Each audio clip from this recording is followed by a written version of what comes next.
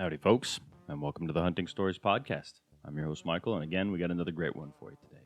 Today, we actually connect with Scott Reekers of Eastman's Hunting Journals. Scott and I got connected through a mutual contact, and man, does he have a great story for us. His is not a collection of miscellaneous stories coming from all different places. His story today is actually his evolution as a hunter to become a muley guy.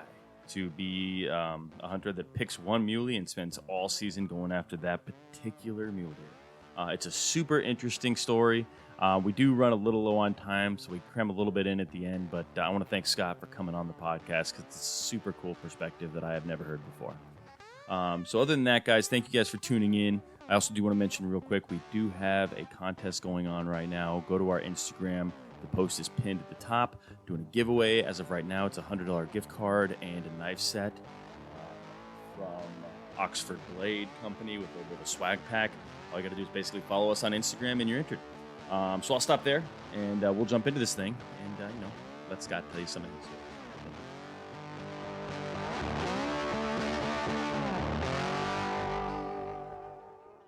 All right, Scott. Welcome to the Hunting Stories Podcast, brother. How are you? I'm good. How are you? I'm doing real well. I'm excited to talk to you, man. It's kind of a whirlwind all of a sudden, and we got introduced from what was it, Baker over there at Black Rifle. So I'm excited to hear some of your stories. I think you got a lot of experience in the hunting world and podcasting world. So I got a lot to learn from someone like you. Yep. I should say yep. I sound so arrogant when I said that. I jumped the gun on that. You'll probably learn more from my mistakes than anything else. In fact, maybe that's the stories I should tell, all the things I've screwed up. Those are always some of my favorite articles to read.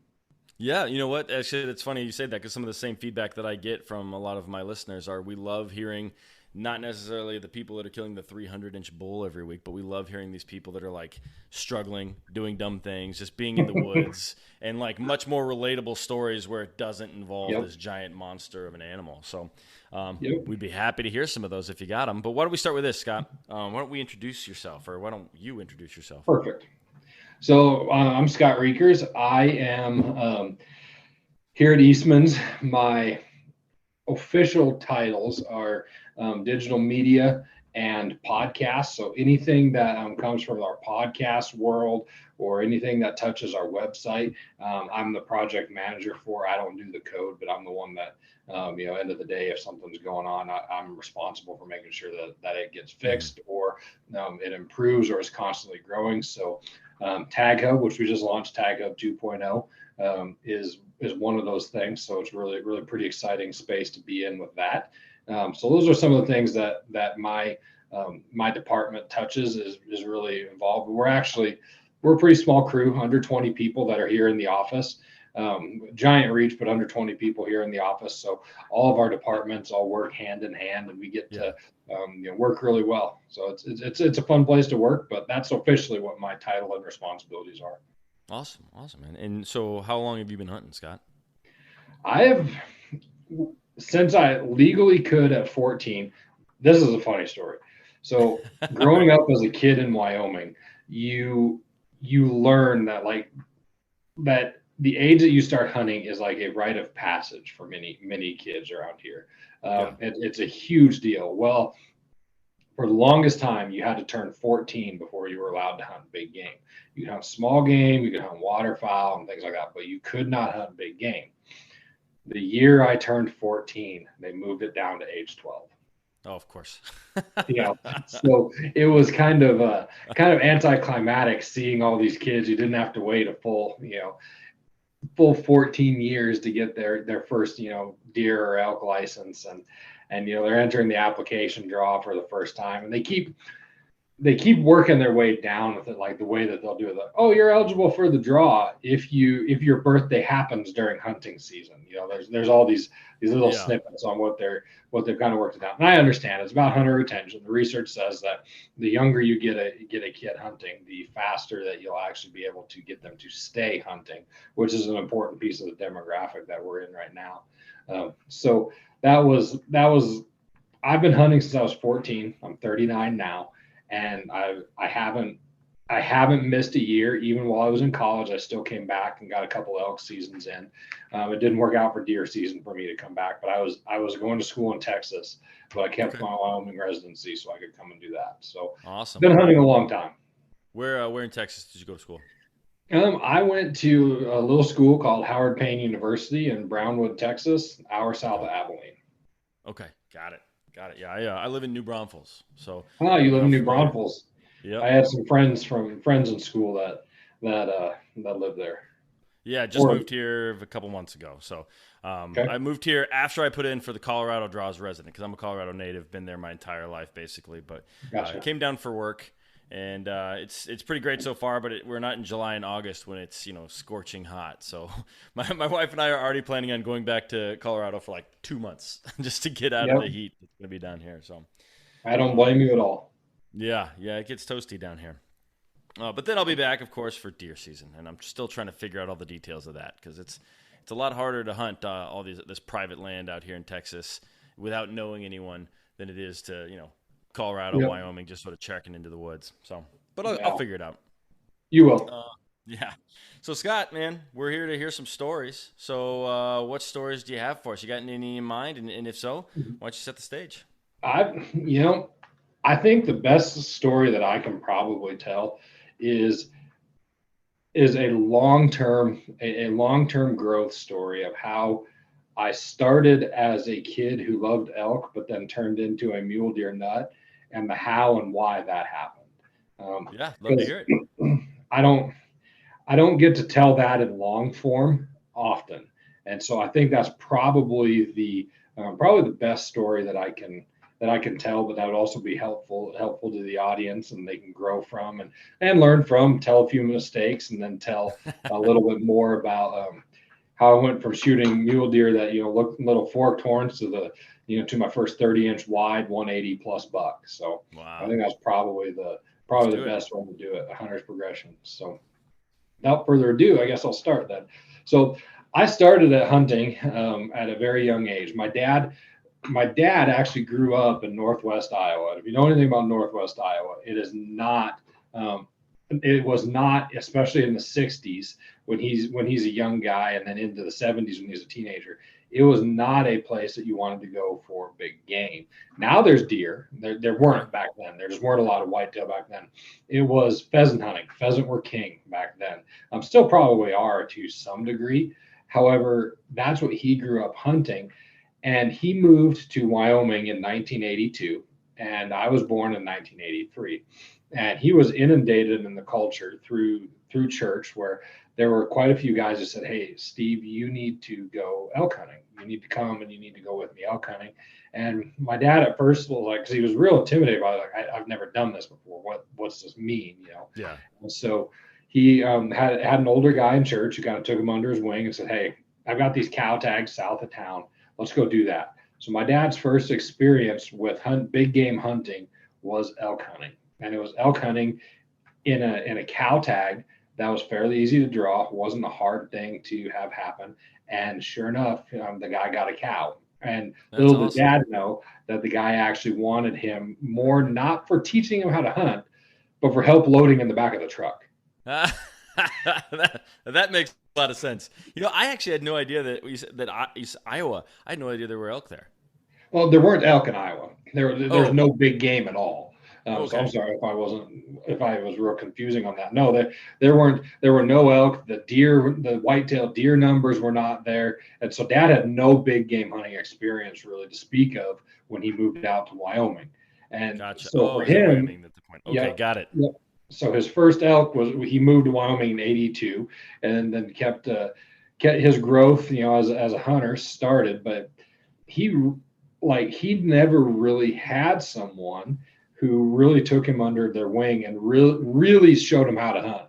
That guy with the cow tag, that was a cow hunt on the winter range, fairly easy to find, and it wasn't a grinded out in the general seasons in Wyoming on an over the counter tag. It wasn't a Yeah, hard one. And yeah. Like you so, said, your dad was basically just a meat hauler. yep. And but they convinced him, another guy that ended up being a neighbor convinced him, hey, you should buy a general tag and just start hunting and learn how to do it. So Dad started doing it, and then eventually he bought some mule deer tags because he kept seeing more deer on his elk hunts than anything else, and the season was still open back in those days. Yeah. And he killed a few deer, brought them home, and sure enough, we liked the meat enough that Mom was like, yeah, you should do more of this.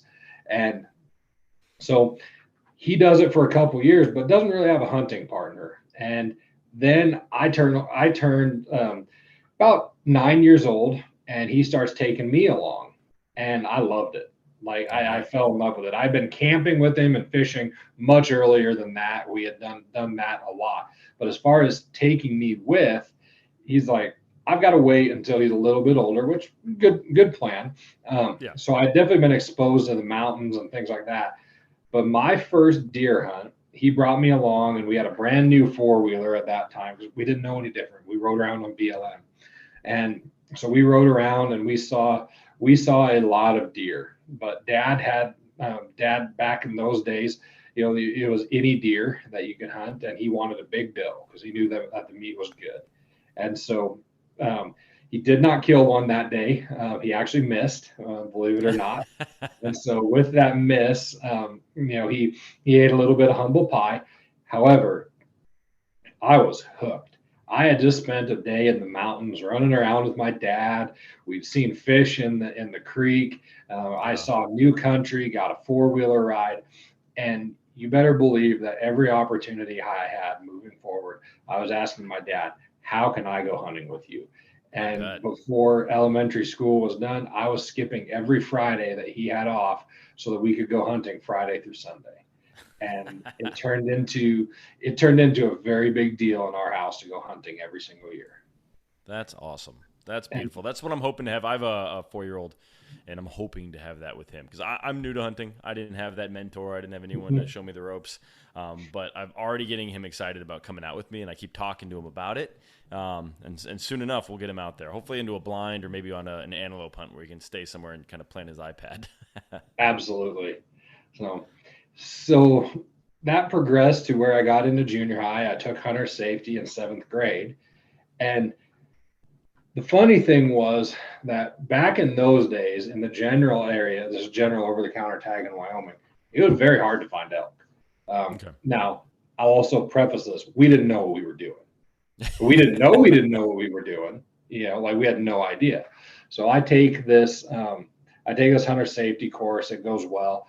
And that was one of the first years that we saw elk in season, and we couldn't believe it. We saw these elk in season, and we waited. We waited where we thought they were going to come down to. We had no idea that we were in completely the wrong spot. We were trying to time it and pattern it, but I was hooked because I had seen elk, and I thought it was something where I was like, man, this is really, really going to be really, really hard to do. I'm not saying that killing an elk isn't, okay, but I'm getting to where I'm going with the turning into a mule deer hunter. So I had raised elk up in my mind to this like super high level, like they are the hardest animal to kill. They're hard to pattern. They move a lot. They're all over the place, and so they're really, really hard animal to hunt. And little did I realize that once I would be given some sufficient training, finding and hunting elk actually is, I shouldn't say easy, because killing a really big bull is hard. A legitimate really big bull is really hard. They're just rare.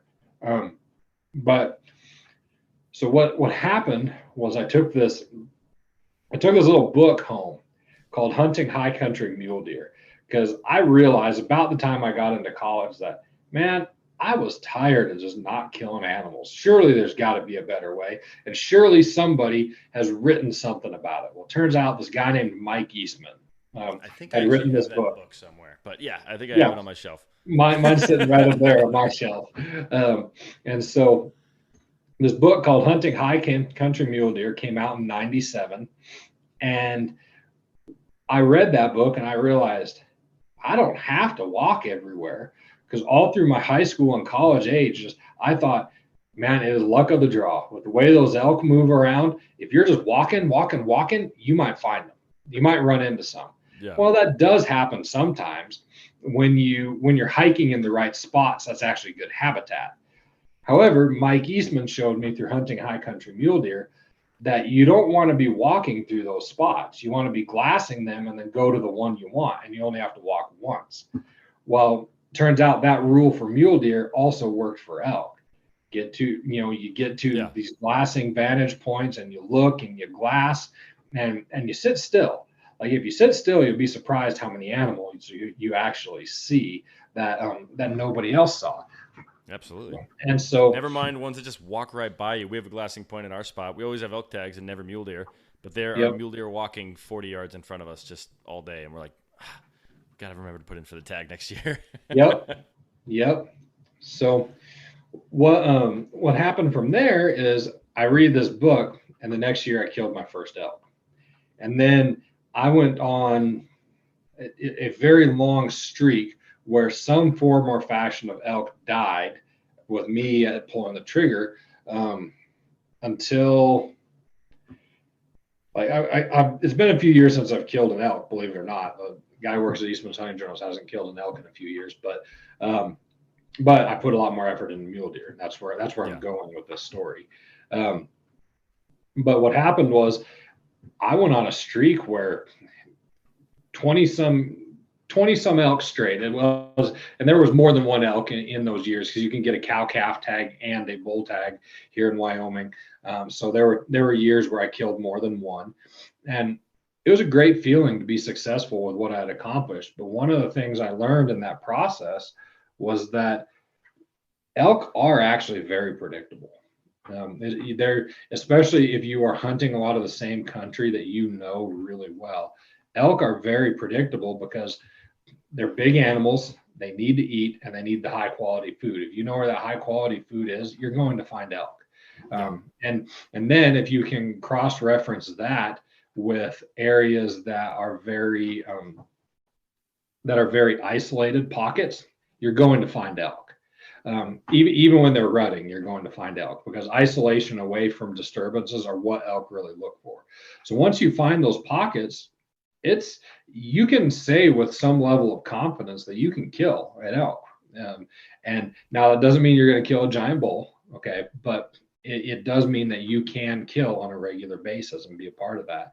And so I learned over the course of time that I wanted a bigger challenge, but I didn't know what that was yet. So I picked up archery elk hunting and I really enjoyed it, but there came this point where I went over to my friend's house. He was actually the best man in my wedding, and I saw on his wall a 36-inch wide mule deer.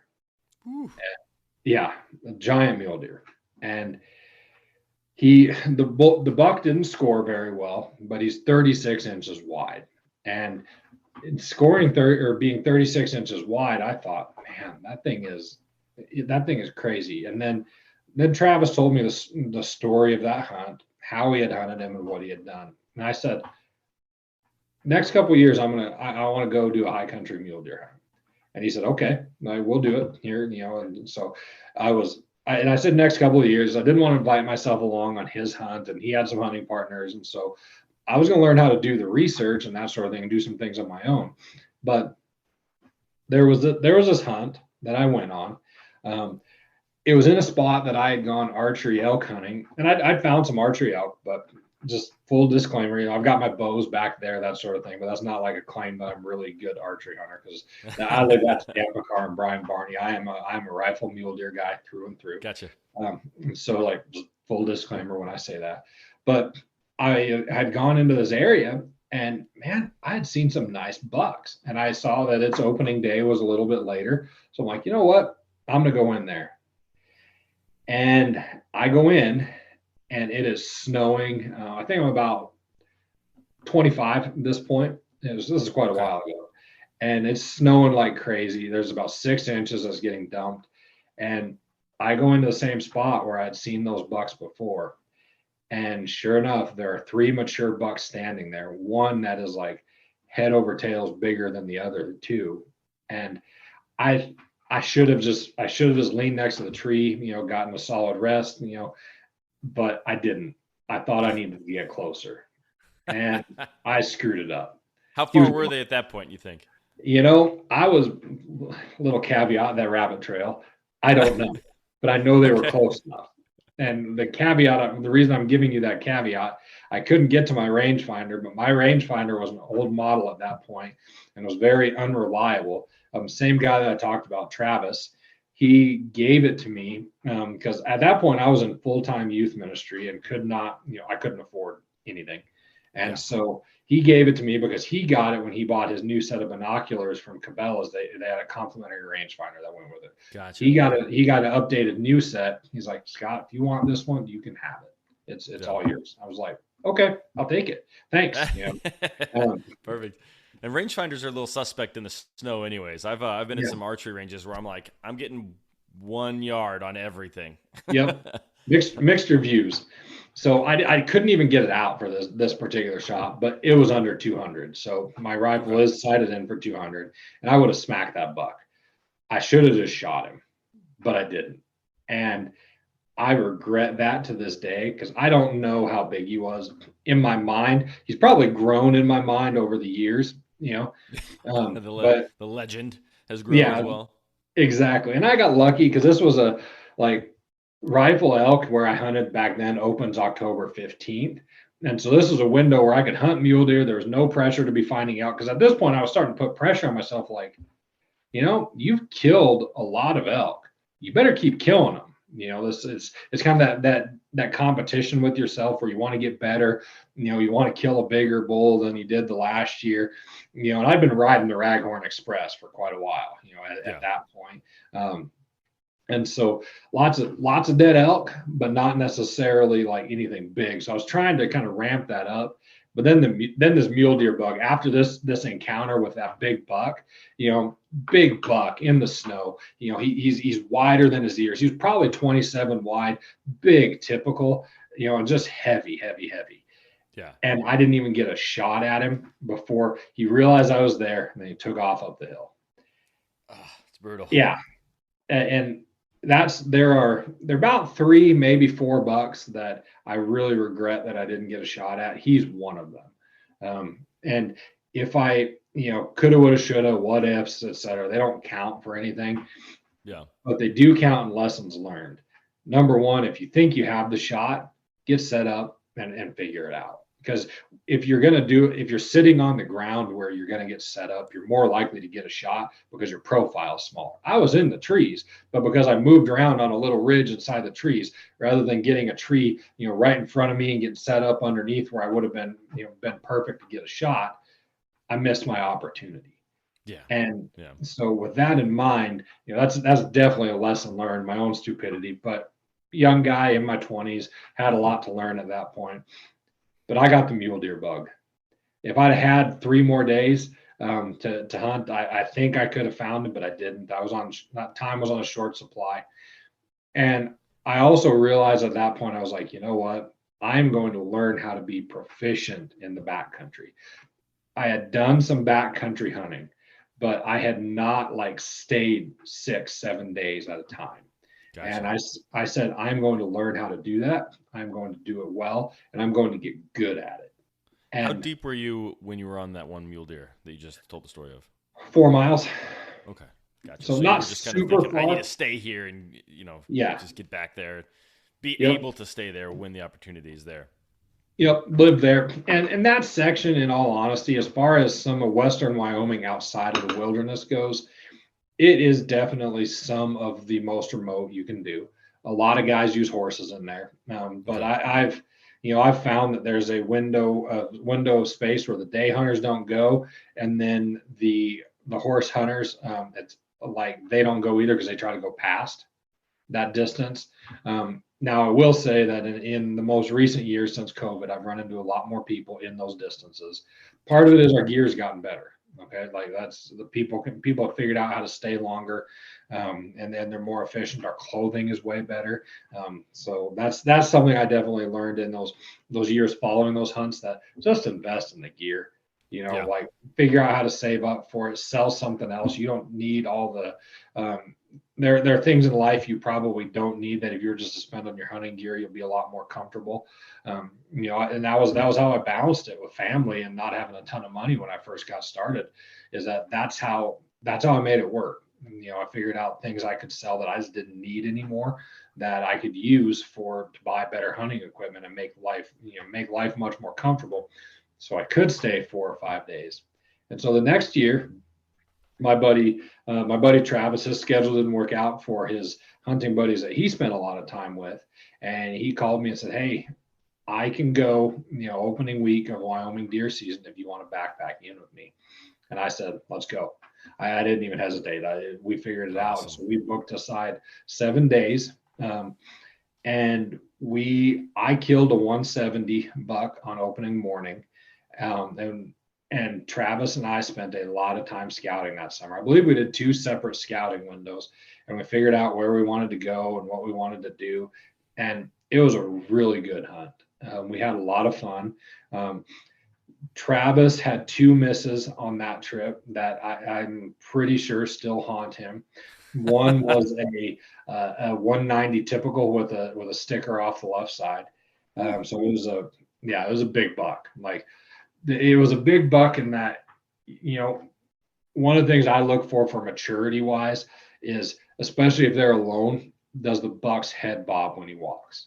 Like when he's in velvet, does the weight of the antlers cause gravity? And then that's when you start watching. Then you can start picking apart the big neck and the big shoulders. And you don't have to sit and judge a big buck. A big buck is a big buck, and you're not going to regret shooting him. Like Albert Ellis once told Brandon Mason and I that I have never been happy with a buck that I shot on the fly. And so for me, that was a big lesson that bucks always appear bigger when they're running away from you, or when they're making their escape. So Yeah. with all that said, you don't have to, judge. Learning how to get in and scout and actually spend time and get to know the deer you're hunting. That's a big deal. That's a lot harder to do with elk. You don't get to know them. They're not quite as patternable, especially in the rut. I know guys who go scout for elk, and they're legitimately good at it. Dan Picar is good at it. Most of the bulls that he's hunted in the last few years, especially when he's archery elk hunting, on tag, when he has a good tag, most of them he's been aware of their presence. Not necessarily that he has them patterned or anything like that because of the rut, but he knows what's their core area. So he's got an idea of what he's looking for, that sort of thing. But big mule deer buck are patternable, and it becomes a chess match with them. And I discovered that through my scouting in 2011 when I killed that 170 buck. And then came the next year. One of my core areas that I really love to hunt burned. And I thought, man, what's going to happen? I really want to, and it was a core area for elk. But I knew there were good mule deer in there, but I hadn't ever hunted it right or scouted it right yet. It was on my list to do, but I just hadn't done it yet. And with that in mind, I went in and said, I want to see if the elk are still in their summer areas. I go up there, and I found a buck that ended up taping out at 191. Yeah, and it was by accident. I was a newlywed, and my wife came with me, and we hiked up to the top of this hill, and she's taking pictures of sunrise and different things. And while we're there, she's not necessarily a hunter, but she loves the meat, loves the lifestyle, loves going backpacking with me when we can. Harder now with 4 kids, but I digress. And so we're about to get up and go somewhere else, and sure enough, there's this big red body up on the hill, and then there's another smaller one with it. And I look, I'm like, Rachel, that is a big buck. So I go down, or I adjust my position, and I get some pictures of this buck. But I tell her, I'm like, I'm coming back for him. I'm going to hunt this buck. Yeah. And that was the first time that I ever got into the space where I said, there is only one buck for me. I am going to hunt that buck until I find out that somebody else killed him or that he's dead. There's no other instance where, I'm not pulling the trigger on any other buck. Gotcha. And that's cool. I texted a couple other mule deer nuts that I'd found that I'd kind of been asking questions and learning and growing from. And, and they all told me that, Scott, if you step into this world where there is only one buck for you, you are now going to be in a group of people there's not many like that, but you're going to be in a place where you will go through droughts where you don't kill deer because your standards are going to be that high. And I said, I'm okay with that because I fill my freezer with elk meat anyway. I've got these cow tags and killing an elk in general season. I can do that. That's fine. I'm okay sacrificing the time in the field for archery hunting, because this is where I consciously made the decision that I am not going to be doing much archery elk hunting, and I am going to put the lion's share of my vacation time, my scouting energy into mule deer. That was the point where I said, this is what I'm going to do. And with that in mind, I hunted that buck. I went back multiple times and found him. Like I found him, somewhere I've still got pictures of him. Not great. This is before phone scope, and Gotcha. mag view, that type of thing was actually a really, really easy to use resource. All that in mind, I said, I'm going to kill that buck. Well, I showed the pictures to my buddy Travis, and he says to me, he's like, I'm coming with you on that hunt. We're to hunt. He's like, I don't care if we see any other bucks. I'll sacrifice my opportunity for a buck like that, to see somebody hunt a buck like that and be a part of it. That's pretty cool. But, yeah. Travis is one of a kind. Like I said, he's the best man at my wedding, Yeah. And so he came with me, and I got up there and never found him the day before season, which worried me about that buck. But Travis hiked in that night, met me at the top of the hill, and we said, well, here's what we got to do. We're going to sit within range on opening morning from the place where I'd most likely seen him. Well, we happened to run into a guy that he ends up becoming one of my friends. Awesome. But you get where the story is headed. He ends up taking a shot at the big buck, like one little ridge over there, two basins that were next to each other. And this buck lived between two hills, basically. And I picked the hill I'd seen him on the most. That game of odds, like pick the higher odds is what I was trying to do. And Trevor, not confusing at all, guy named Trevor, guy named Travis, and then me. Right. Trevor was up there, and he had no idea this buck was there, and he was hunting a different basin. Okay, but they're right next to each other, but they're different basins. And Trevor shoots at the big buck, but he completely missed, like clean miss. Like he went down and looked, and so we didn't know for sure that he shot at the buck. He's like, I think I shot at a 170, because we have, like, where our camps were, they weren't far apart. Like we got in and camped relatively close to each other. Well, Trevor, sure enough, Trevor stays a few more days, and Travis and I are up on top of this high point that gave us a different vantage point of where that buck lived, because we're just trying to find him. And there's an electric storm starting too in the background, and Trevor had gone down the hill to get water, because he was either going to leave in the morning and go horseback in with somebody else, or he was going to stick it out for a little bit. But either way, he needed some water. Where Travis and I were, we should have been able to see this buck. And we just hadn't found him yet. If we'd have stayed longer, I bet we would have. But at the bottom of the hill, we hear this shot. And we'd gotten the same frequency as Trevor, because we've been talking to him quite a bit on our two-way radios.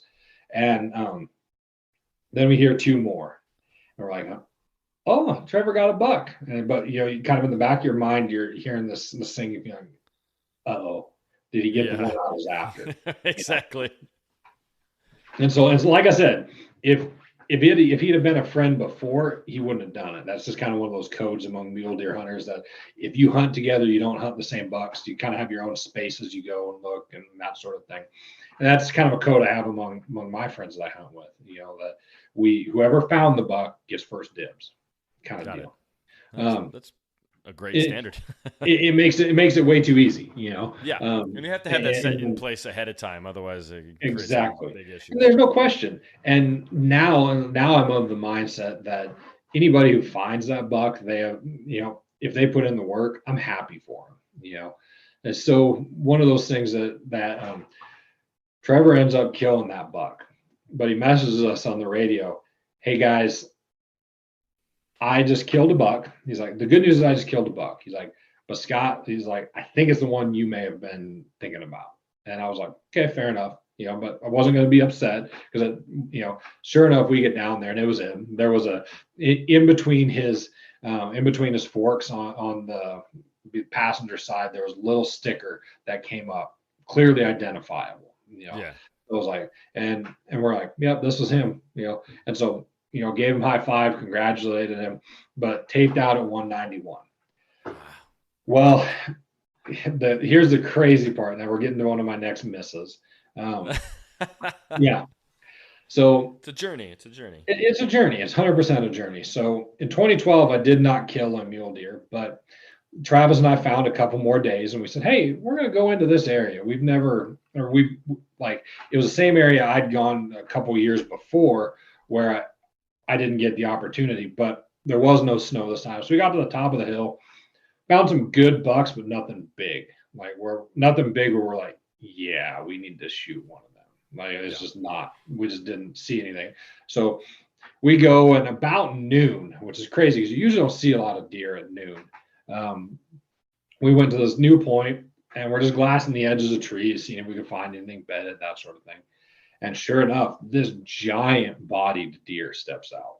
And we at first were like, this is weird. There's a giant bodied deer with a doe, and there's heat mirage coming off this rock slide that was really close. So we couldn't get a good look. Then the wind blows and the heat mirage goes away. And he was a giant. He was a big deer, a big, big deer. And so tie back to equipment and buying the good equipment. We bailed off the hill that we were on. That was steep. That was kind of crazy. That was sketchy. There was like some 4-foot drops. You had to hang on trees and go down, and would not do that again.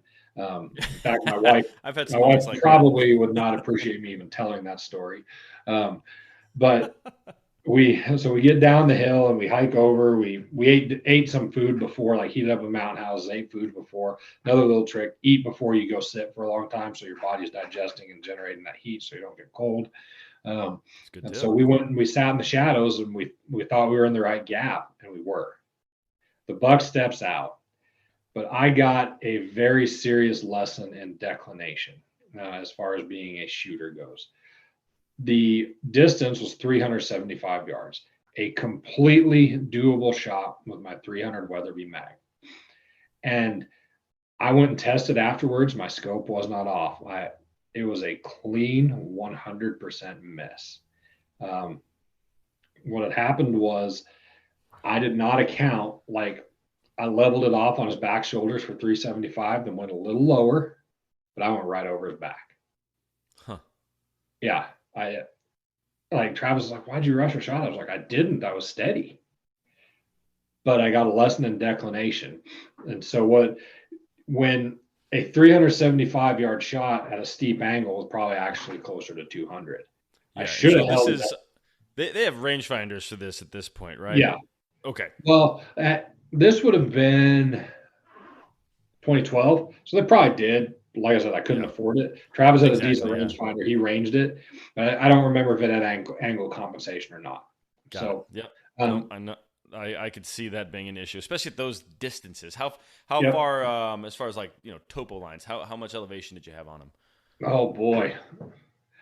Honestly, I'd have to go look at the map to figure that out. But it was steep. And I realized what was going on when we shot, and Travis was like, "You missed." I'm like, "Are you sure? I thought I'd hit." He's like, "No, man, it was a clean miss." He's like, "The way he moved and that sort of thing, I don't think you hit him." I was like, Were you aware of the physics behind that before that shot, or right then were you like, what happened, and a then figured it out? little bit, not nearly enough. I went and educated myself afterwards, Yeah. like because you know a lot of people don't have it explained to them. It's actually the amount of applied gravity on that, not the actual distance itself. Because the way it actually worked, that 375-yard shot, because of the angle down, and archery tree stand archery hunters understand this. They grasp it a lot quicker than a lot of guys that just do flatland rifle hunting, because that's just flat. Is the applied gravity is actually just the distance of the shot. The only variation you've got is the arc of the bullet, depending on speed, et cetera, et cetera. It was actually closer to a 200-yard shot. 375, like, cut it in half, because that's how steep it was. But I didn't realize it sitting there, and because of how it played out, like, while we're walking down the hill, I'm like, this was a lot steeper than I thought. Yeah. Like there was a lot more distance lost from this. I was like, I think I know how I missed. But trying to be an ethical and responsible sportsman, I cleared my chamber because I was going downhill. I was not going to have something in there, and I was not going to put one in. I should have put another bullet in when I got up, started climbing up the hill to closer where the shot was, because sure enough, we bumped him. He didn't know where the shot came from. Did he move at all, or was he just sort of like, what was that? He ran into the trees. He clearly knew something hit, but Gotcha. Okay. the canyon was so tight he couldn't tell, where it was. So he just went into the trees. Well, Travis got on his track and started zigzagging. I went kind of the circle thing to make sure there's no blood. And I got to the top of the hill, and that's where he was. He was on the edge of the trees. He was waiting us out, is what he was doing. And so I get up there, and he starts trotting away, and I go, click. Oh. Yes. So I had two opportunities at one of the biggest bucks of my lifetime, and I screwed them both up. How far were you from him when you spooked him? 150 yards. Okay. Yeah, not too far. Yeah, not far at all. So all that just to say that was a really good lesson. So by the next year, I had a very firm understanding of decline, incline, applied gravity, and I had spent some time with a friend. Like, my parents have said I've always been this way. Once I get excited about something, I'm borderline obsessive about it. My wife would probably say it too. I believe it. And I hearing some of these mule deer stories. Yeah, it got pretty nutty. And so the next year, I didn't find a target buck, nothing I was really excited about. I found a couple that were like 175 to 180, but nothing that just crossed that line where there was just big, heavy mule deer that I was really, really excited about. And so I had another buddy who'd never killed a decent mule deer, so he said he wanted to go. And I told him, I was like, yeah, I'll take you. Plus he was Army, probably wasn't going to be stationed there that long, so I didn't mind him coming along with us for that. And so he came along. He did not get a deer that year. We tried really hard. I thought we had it for him once, but it just didn't work out that way. But it was a good hunt. We had a lot of fun. But I had another 3-day window where I could go on. I was going to just do a bonsai through hike, and there's glass. And plus it was also snowing. We were supposed to get 6 to 8 inches in the high country. And I was like, yes, I need to be up there. That changes things. Those deer will stay out longer. So if I do a through hike, cover a lot of country, I can also, if I see some place that I want to sit where there's tracks, that's what I need to do. This is going to be a big deal. Well, I didn't even make it 1.5 miles from my truck. My hunting partner that was with me at the time, he had seen a smaller deer, but he'd never killed anything. But we're literally only 1 mile from the truck and had coolers back there, and it's cold weather. He sees this buck. He's like, Scott, do you care if I shoot it? I'm like, that's up to you, man. It's your tag. I won't shoot it, but you can if you want. And I was like, literally, we can go kill it, leave most of our stuff here, walk it back to the truck, then hike right back up. And this isn't a big deal to do. This is not going to throw my plans off for you to do that in any way, shape, or form, plus cooler, et cetera, et cetera. So we get up to where we're within shooting distance, and Up and to the left at a steep angle, right above some cliffs, is my 2013 mule deer. And he is my first 30-inch wide buck. And so Dalton he's in the trees beside me trying to get on that other buck. And I saw him, looked out through the glass. Like I said, a big mule deer is a big mule deer. You don't have to sit there and judge him and be like, yes, he's a shooter. Like he moved his head and I could see that he just like he looked like he had a satellite on his head, like That's awesome. and so I told Dalton, I was like, look, he's not going to score great. He's actually over 180, believe it or not, because he's got a whole bunch of little extras down at the bottom. And he's got like 2.5-inch eye guards. So that put him into that 180 class. But I told Dalton, I was like, look, you got about 2 seconds to get on that buck because I'm not losing this big one that's just up. He's like, what? I was like, yeah, I just found a big one. And so I shot that buck. Like Dalton's like, just shoot him because I can't get on this one where he's moving. So one shot, and then the most mind gut wrenching moment happened. I shoot him. I'm guessing, but go ahead. He jumped off the cliff. I knew it. Yes. I knew it. Scott, yep. No, you're killing me, man. Okay, continue. Yeah. And so luckily he hit the cliff, but he did not break any antlers. But I watched him slide forever, like down the snowshoe. And I'm actually kind of glad it made life easier that I got him where I did. Yeah. But my pictures that I've got with him, it's actually a bunch of my profile pictures. Still to this day, they're some of my favorite. But he was in that chute, and I've got a cliff behind me, and I'm just holding those antlers out. Like I had to just stand there for a while because it was my first really, really big mule deer, and I was really happy with it. And so we get him packed out. By the time that was all said and done, and we're soaked, and I'm actually really glad Dalton didn't shoot a deer too, because that would have been a lot of work to get that back. But we went back the next day, did not see any other deer, anything like that, because we had a couple other bases we could hit there. But we was camped out for the night. I caped it out, but I was just kind of sitting there thrilled. Like I was really happy, and I said, I'm going to keep doing this. This is pretty fantastic way to do it. Then something funny happened. I got this job with Eastman's, and just the way falls played out, and I actually drew some really good archery elk tags, and or tags that had archery season. I shouldn't say just archery elk, but had archery seasons where I was able to have a great hunt. I killed not with a bow, but with my rifle. They were still running. I've killed all 3 of my biggest bulls out of that hunt. But I drew that hunt in 2014, 2015, and 2017. And so that took up time in September, basically, is what that comes down to. So, but I'd also set the standard for myself where I'm not going to shoot a smaller buck than 2013. It's just not in my mindset anymore. I'm going to keep moving up. And it's realistic. It was realistic for me. I wasn't being unrealistic in what I could find or couldn't find. I just wanted big, mature mule deer, and I wanted better. So then, in 2017, I had a limited amount of time to go, and I went over to one of my honey holes. I hadn't had time to scout. So this is, again, emphasis on point of scouting. But if you scout and know where some of the bigger deer are living, that makes a huge difference. I found a big typical the night before I had to leave.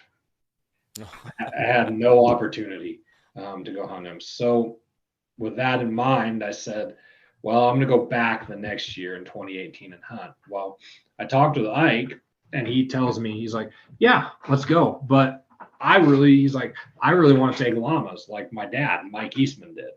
And I was like, let's do it. This will be a blast. So we decided we're going to take a week-long scouting trip, and we're just going to test this thing out. We're going to see if it's any good.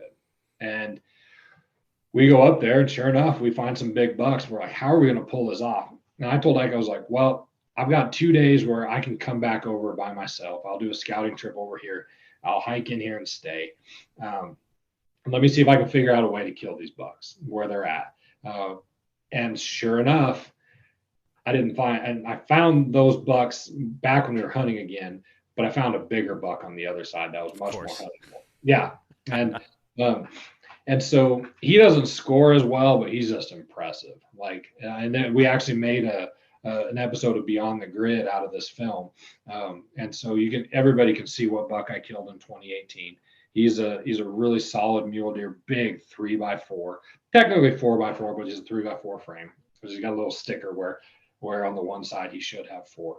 But I found him scouting solo, and of course I couldn't get any good phone scope of him. It's the way he worked through trees and things like that. He just wasn't giving me anything. And, I sent pictures back to Ike and he's like, okay, well, if you say he's big, I trust you, because he wasn't able to be with me there.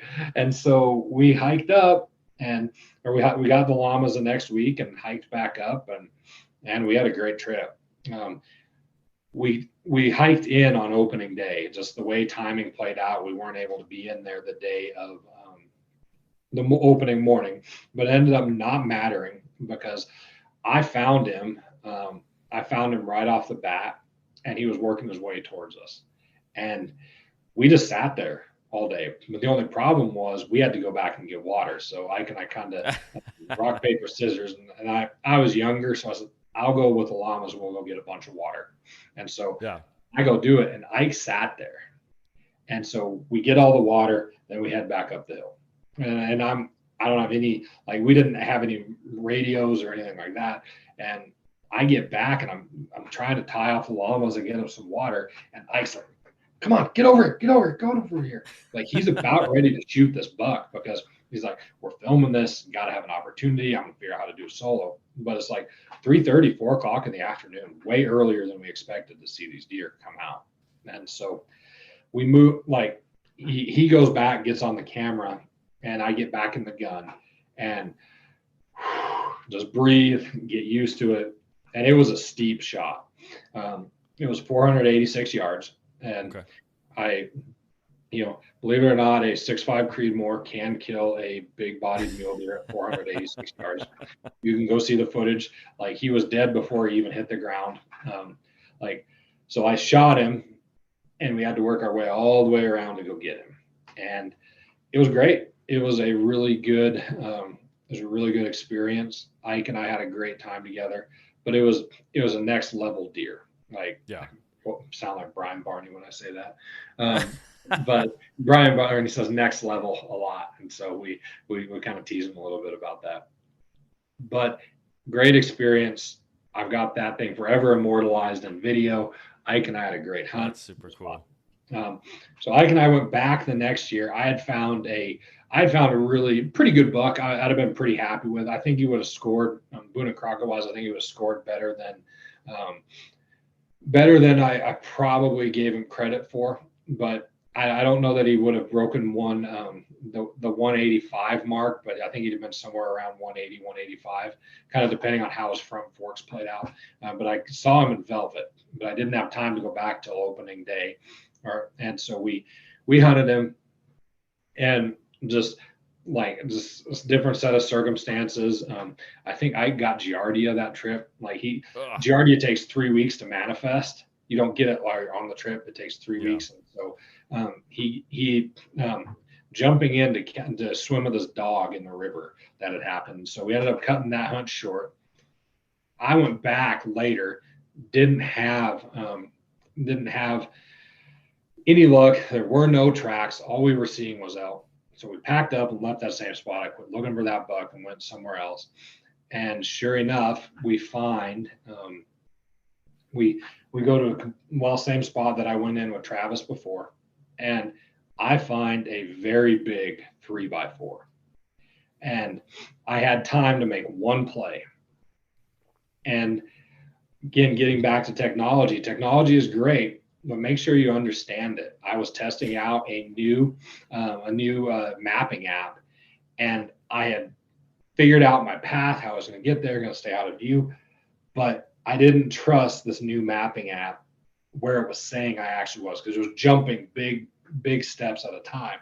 Oh, gotcha. Interesting. Okay. Yeah. So I walked right through where he was at. Yeah. And so we're pretty sure we bumped him. And because of that, I learned another lesson. always, like with your gear and technology, make sure you spend enough time with it no matter what. Yeah. I learned that lesson, but this was a re-emphasis of that lesson. And that was also the app that I had the tiles downloaded in. So I couldn't switch to another one midway through because I just hadn't downloaded because I was testing this particular app.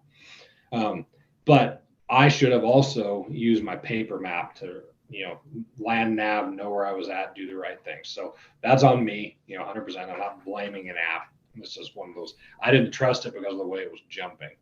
Yeah, well, that makes sense. I would be a little hesitant as well, especially if Yeah. it was jumping a significant amount. So Yeah, it was a weird deal. Didn't do it often. That was in fact, it was probably honestly the only time I'd ever have that happen. of course. So, so anyway, but I ended up hiking out the next day, and I was kind of beside myself that I hadn't pulled it off, but it was okay. I was like, you know what? I'm going to come back in here again. So in 2020, I didn't find a target buck, but I ended up killing a 30.5-inch wide 185 buck a little bit later in the season. And from him, I learned some big things. I learned a lot about being patient. I shot him first thing in the morning, but we hiked all the way around, went down a drainage and got underneath him, but we worked our way through the trees very quietly. And I was waiting for him. Gotcha. Well, I was waiting for the area I knew he'd be in while we worked through the trees to get close. What happened was we worked that drainage real slow, stopped and waited for shooting light, then moved the rest of the way to him. And gotcha. So all that just to say, it was a very good experience. I had applied a lot of things that I had learned. I had put pins on my map, make sure that I would go where I wanted to go and how I wanted to get there, and it worked flawlessly. That's awesome. That's awesome. And so that was still my biggest buck. I've not broken 200 inches, but all that just to say, that is the buck that has driven me to become, or that is the story of how I went from loving elk hunting, thinking there's nothing better, to turning into a mule deer snob of snobs. And I thoroughly enjoy being a mule deer snob. In fact, I'm getting excited for hunting season right now just thinking about it. That's awesome, man. That's awesome. Yeah, I've heard that it's not a uncommon path for someone to take when they start to really get the hang of elk hunting, to then all of a sudden just go full bore into giant muleys. And so it's cool to finally talk to someone who's actually taken that journey, because I'm still struggling with elk, but maybe someday I'll at least be hunting mule deer, not necessarily 200-inch mule deer. But yeah, man. Well, this has been fun. But I don't know if there's anything else you want to add to the story or any other stories you want to tell. Otherwise, we're about out of time. And why don't you tell the people where they can kind of find you?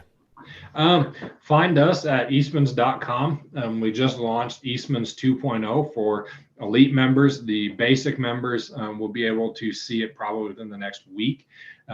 So, obviously, if you're listening to this, chances are both are out. But what we did is we partnered with Spartan Forge, and it's a new whole system. It's not just a layer, but it's a whole filtering system that is there, so you can do all the research that you want for Western hunting. There's all sorts of things that are coming with Spartan Forge in the near future. A lot of the public land that hasn't been part of the West is going to be there, so the labeling will be there very soon. If you're a whitetail hunter, you will love what Spartan Forge has to offer as well. So there's some really cool things that are coming with Tag Hub 2.0, and they're cool things that are already there now. So I would really encourage you to find it at taghub.eastmans.com. Awesome, Scott. Well, I'll make sure to put links to a lot of those things in the show notes. So if anyone wants to just find that stuff, just go down there and click, make it nice and easy for you. Scott, thank you, man. This was a lot of fun. I know we ran out of time here, so maybe we'll have you back soon and you can tell us some more stories. Sounds like you got plenty of additional stories for us. Oh, I got a few. All right, man. Thank you again. I appreciate it. Perfect. Thanks. All right, guys. That's it. Another big old story in the books. I want to thank Scott, of course, for coming on the podcast. Couldn't have done it without him. Super interesting perspective. Again, how he evolved as a hunter and eventually just became this guy who's just seeking after giant mule deer. It's something that's in my dreams. I don't know if I'll ever get there, but super cool to hear that story from start to finish. So, Scott, thank you again for coming on. To listeners, thank you guys again, of course, for listening. Make sure you share the podcast with somebody, at least one person today, to help us keep growing and help us keep hearing interesting stories from other listeners that reach out. And then other than that, please remember that we do have the giveaway going on. That's on the Instagram, links in the show notes. And if you have miscellaneous purchases you need to make for hunting gear, check out my link to Black Ovis and go ahead and support the podcast in that way. But that's it, guys. I'm going to go ahead and let you go. Thank you again. And go out there and make some stories of your own.